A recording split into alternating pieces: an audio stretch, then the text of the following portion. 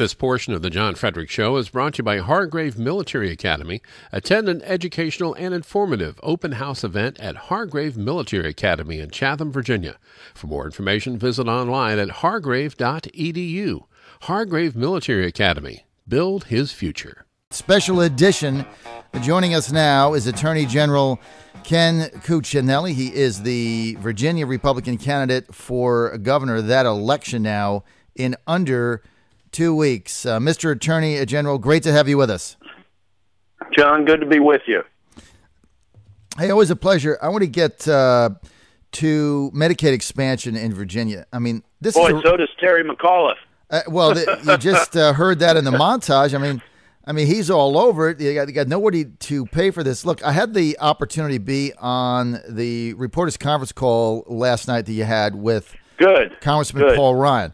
And, I'm just going to turn it over to you, but basically what the congressman said, and I put it in my column today, is that this is fool's gold. There's no money there to pay for this.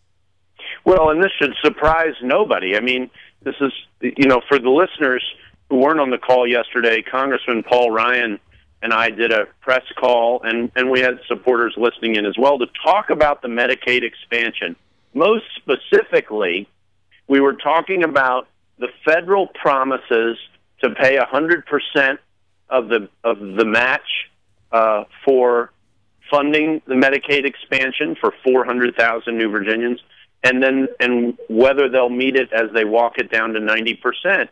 And John, of course, you were on yesterday, and what Congressman Ryan said is the same thing he said to me a couple of months ago. He said, Ken, I don't care whether Republicans are in charge or Democrats. Mm-hmm. We don't have the money. We don't have the money. And he didn't know exactly where the funding levels would end up, but he said in tight budgets, which they have at the federal level, the first thing to go are these enormous match rates of 90% and above. That is going to go.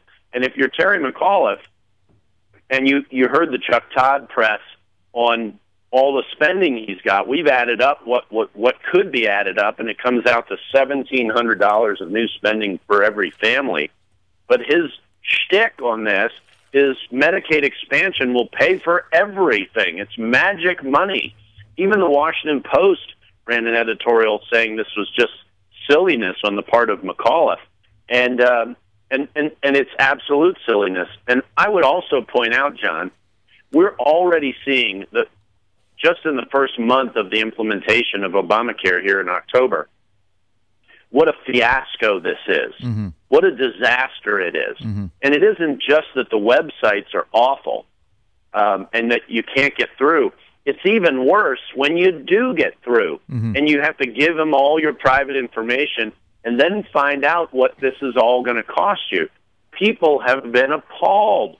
The Affordable Care Act is not affordable, and that's for ordinary Virginians, ordinary Americans. And so one of the choices in my election is, do you want to double down on the failure of Obamacare by electing Terry McAuliffe, who has said he wouldn't sign a Virginia budget if he didn't get his Medicaid expansion, mm-hmm. or will you vote for me, who fought this thing within minutes of the president signing it, and who is committed to restraining Virginia from this Medicaid expansion, which would be an enormous budget buster? You want higher taxes in Virginia, you want to eat up transportation money, including the new transportation money, and education money. Medicaid expansion will do it to you. It's a big, big difference in this race. People who don't want the Washington big government Obamacare solution need to come out and vote for me on November 5th. Well, Attorney General Cuccinelli, another thing that Paul Ryan said yesterday that I thought was compelling is he said Obamacare is an abject failure, and why would you expand failure by expanding Medicaid in Virginia? Right. So you've just got to ask that question. You're almost doubling down on a disaster. Yeah, John, the analogy I use, if one of my daughters is learning to drive now, and if you had a 16-year-old new driver and they wrapped a car around a tree and you found out maybe they'd been drinking, mm-hmm. would you buy him another car? Yeah, exactly. And we now know that they've wrapped Obamacare around a tree. Mm-hmm. I mean, we know it. It isn't some political rhetoric. It is now fact. Mm-hmm. Both the exchanges and the insurance that's available and what it's going to cost families and what it's done to our economy, it's an abject failure. They've wrapped it around the tree. So Terry McAuliffe wants to go buy him a new car. Mm-hmm. He wants to buy him a new car. He wants to buy him a Ferrari. And, I say a Ferrari because you never know how much it's going to cost to fix those. And the old saying with Ferraris that I've heard, I don't own a Ferrari, is that, don't buy it if you can't afford to fix it. And here we go in Virginia. Again, that's the direction Terry McAuliffe wants to go. He wants to go down this path where he believes Medicaid expansion will fund every promise he makes in every room he walks into. Classic tax and spend liberal promises. And it just isn't going to do that. In fact, it's going to blow a hole in our budget. Even if they meet their promises, it's still a $200 million hole in the budget. And if Congressman Ryan is correct, and there's every reason to think he is, you're looking at $500 million. How big can that grow? That's an enormous hole in the budget. Enormous. And that's the direction Terry McAuliffe wants to go. So that's very much at stake on November 5th. Does Virginia double down on Obamacare with Terry McAuliffe, or do we hold back and resist its growth with Ken Cuccinelli? Now, one of the other things you said on the call yesterday, Mr. Attorney General, that took my breath away because I didn't realize it. You said that already 17,000 Virginia state government workers have already been shifted to less than 30 hours a week. Now, this is our own state government in response to this law. So I can only imagine if you start to extrapolate that number out across the country. Well, John, if you just look at the jobs data in Virginia from 2009, 10, and 11, like more than 3/4 of the jobs created in those years in Virginia were part-time jobs. I mean, our economy is already headed in this direction. And how do you raise a family on that? Jimmy Hoffa Jr., the president of the Teamsters Union, wrote the president a letter. And I don't agree with Jimmy Hoffa all the time, but I agree with him on this. He said to the president that this 30-hour rule, that any employee above 30 hours has to have the government-approved health insurance, which is what's driving all these businesses to push people below 30 hours. That 30-hour rule is utterly destructive of the 40-hour work week, which is a hallmark of the American middle class. And I agree with Jimmy Hoffa Jr. that 30-hour work rule is destroying America's middle class and Virginia's. And as you noted, over 10% of the Virginia state workforce, 17,000 people, have been pushed down below 30 hours. And that happened when Virginia wrote its budget in April. We write two-year budgets, and that's what the law was. Right. So you may recall, John, that in July, the president waved his magic president wand and illegally said that big employers no longer, they're going to be pushed back a year. Right. They don't have to obey this law for a year. And Terry McAuliffe said, hey, this is great. Now we don't have to push our adjunct professors at community colleges down below 30 hours a week. Well, Terry, I got news for you in July. That happened in April. We have a strange habit in Virginia of obeying the law. We may not like the particular law, but we obey the law. And we know how to change it. We fight to change it. But he had no idea that Virginia government was already in a position where we had to comply with this. Right. We're stuck with it. And the dislocation to families of jamming them below 30 hours a week, it's awfully hard to make enough money to live and to support your family properly below 30 hours a week. And if you're at 28 hours a week, how do you get another 28-hour-a-week job? Right. How does that work? It just doesn't. This is utterly destructive of our economy. One more reason that we need to keep pushing back on Obamacare at the federal level, and at the state level, where I'm running for governor, we need to not integrate Virginia's government and our healthcare system more with it like Terry McAuliffe wants to do. I want to keep us as far out of this as we possibly can. Makes sense. Mr. Attorney General, you have a unblemished record for pro-life since you've been in politics. You made a statement couple weeks ago concerning late-term abortions that has been picked up in the media. I've had a number of callers and emails and Twitters saying, well, now I'm concerned about the Attorney General's commitment to pro-life. I didn't think anything of the comment because I know your record. But for those out there that were shaken by that comment, can you clarify it?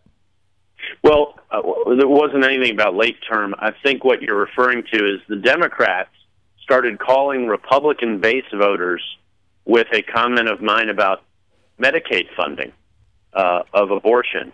And of course, any Republican getting a campaign call on abortion from the Democrat Party of Virginia, red flags ought to immediately be going up, and you should be asking yourself, could this perhaps not be true? Right. And in fact, it was. They were trying to mix two different things.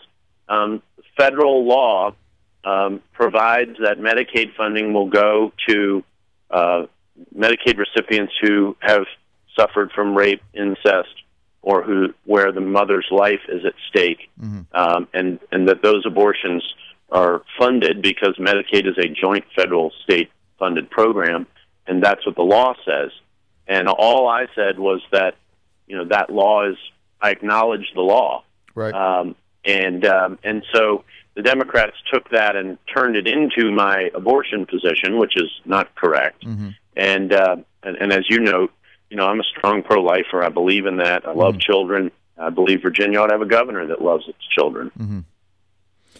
What's your message, Mr. Attorney General, to Robert Sarvis voters? Right now, the Libertarian candidate, Robert Sarvis, polling 7, 8, 9%, really has very little chance of getting elected governor of Virginia. A lot of people think that the typical person supporting Sarvis, if they abandon his candidacy, would probably go to the Republican candidate. What would be your message to people right now that are seriously looking at voting for Robert Sarvis for governor? Well, I would point out to all Virginians that I am the strongest pro-liberty statewide elected official in Virginia in yours and my lifetime, John. And that's from top to bottom, from fighting the biggest opponent we've got, the federal government itself, and I've done it repeatedly, sometimes on a bipartisan basis. Fighting all my lawsuits against the EPA have been bipartisan, right down to single individuals in what anybody would have said at the time and did say at the time was politically inadvisable, and that's to go argue the case of Thomas Hainsworth, who was in jail for 27 years for 2 sexual assaults that I determined he didn't commit, and to go to court on his behalf. So that's right down to one single person. And, I mean, who is the least of us, aside from people in prison? So I've spanned the whole spectrum. I led the 8-year fight for property rights, and not only is that fighting the big guys on behalf of the little guys, it's also fighting to protect individual rights. I mean, Patrick Henry, James Monroe, George Mason voted against the U.S. Constitution in Virginia's ratification convention because it didn't protect individual rights adequately, rights like property rights. And we've seen it abused. We saw it at the Kelo case at the federal level, and it's happened in Virginia, where you live down there in southeast Virginia. That's right. Really has been the worst region of Virginia for the abuse of property rights since World War II. And I led that fight. And I've done one after the other, fighting the big guys on behalf of the little guys, which is exactly what I would think someone who's libertarian-minded. I really think the only areas for any of them to disagree with me are on areas, perhaps some of them aren't pro-life. There are plenty of pro-life libertarians, but some of them aren't. And then on my protection of traditional marriage. I mean, that's really it. I joke with people about my economics. I'm half Italian, half Irish, and half Austrian. And, that's something that a traditional libertarian would appreciate. And I'm the only one in this governor's race who would say that he's, close to Austrian economics. And neither of the other candidates say that. They both say something very different. All right, sir. We appreciate the time. Thanks for joining us. Ken Cuccinelli, Virginia's Attorney General.